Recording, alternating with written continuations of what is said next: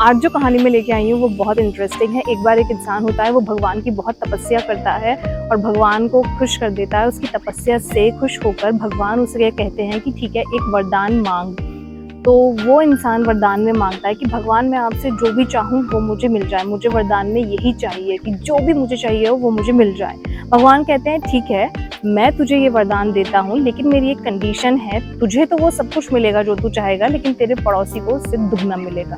तो वो इंसान एक बार को सोचता है कि अरे, अगर मैं अमीर हो जाऊंगा तो मेरा पड़ोसी मुझसे दुगना अमीर हो जाएगा। एक बार को उसको वो बात खटक रही होती है, लेकिन वो सोचता है ठीक है, फिलहाल मैं तो अमीर बन जाऊं।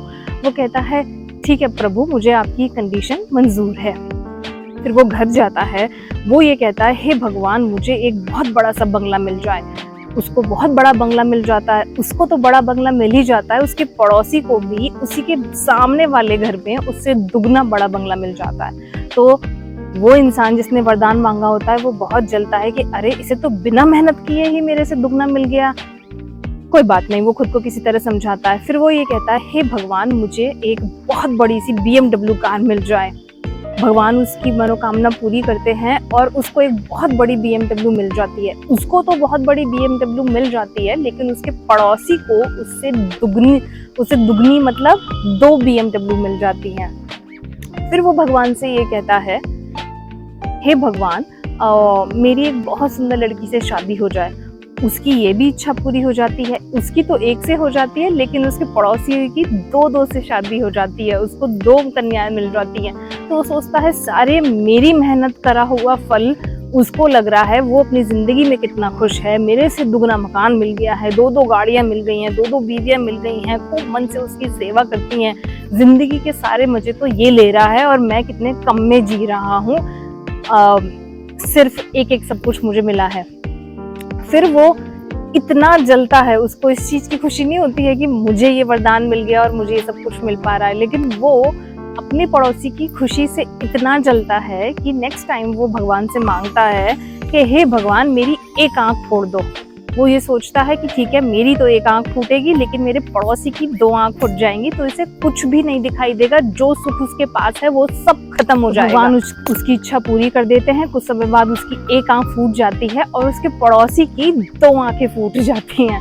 तो वो अपने पड़ोसी के पास जाता है और कहता है अरे, तेरे पास तो मेरी मेहनत मेरी तपस्या से खुश होकर जो मुझे फल मिला था, जिसका तू अब तक मजा ले रहा था, अब तेरी दोनों आंखें फूट गई है। अब तो अपने जीवन में कभी खुश नहीं हो पाएगा और तू कभी भी इन चीजों का आनंद नहीं ले पाएगा। तो उसका पड़ोसी उसे कहता है कोई बात नहीं, अगर आंखें नहीं है तो क्या हुआ, मैं चल फिर तो सकता हूँ, अभी भी मेरे जीवन में आनंद है।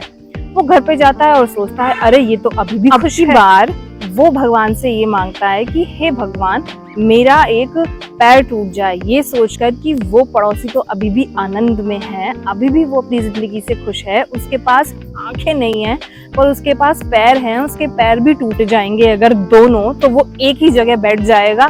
तो उसकी जीवन में सारा सुख खत्म हो जाएगा। क्या फायदा इतने बड़े बंगले का, क्या फायदा गाड़ियों का, और क्या फायदा 2 बीवियों का। तो भगवान उसकी ये इच्छा भी पूरी कर देते हैं। उसकी एक टांग तोड़ देते हैं और पड़ोसी की 2 टांगे तोड़ देते हैं। वो खुश हो जाता है, सोचता है चलो, मैं तो फिर भी चल फिर सकता हूँ, बट मेरा पड़ोसी तो अब बिल्कुल नहीं चल फिर सकता है। वो फिर अपने दोस्त से मिलके आता है, अपने पड़ोसी से मिलके आता है, कहता है अब तुझे कैसा लग रहा है, भगवान ने तेरे साथ इतना गलत किया। वो ये कहता है नहीं, जब तक जान है तब तक जहान है, मैं अभी जिंदा हूँ।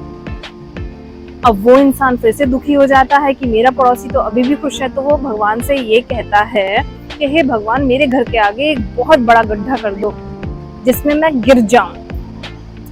वो ये सोचता है अब कि मेरे घर के आगे तो 1 गड्ढे होंगे, बट मेरे पड़ोसी के घर के आगे 2 गड्ढे होंगे, और वो उसमें मैं गिर जाऊंगा तो मैं तो फिर भी उठ जाऊंगा, लेकिन वो गिरेगा तो वो तो ना देख सकता है ना चल सकता है, वो भगवान को प्यारा हो जाएगा।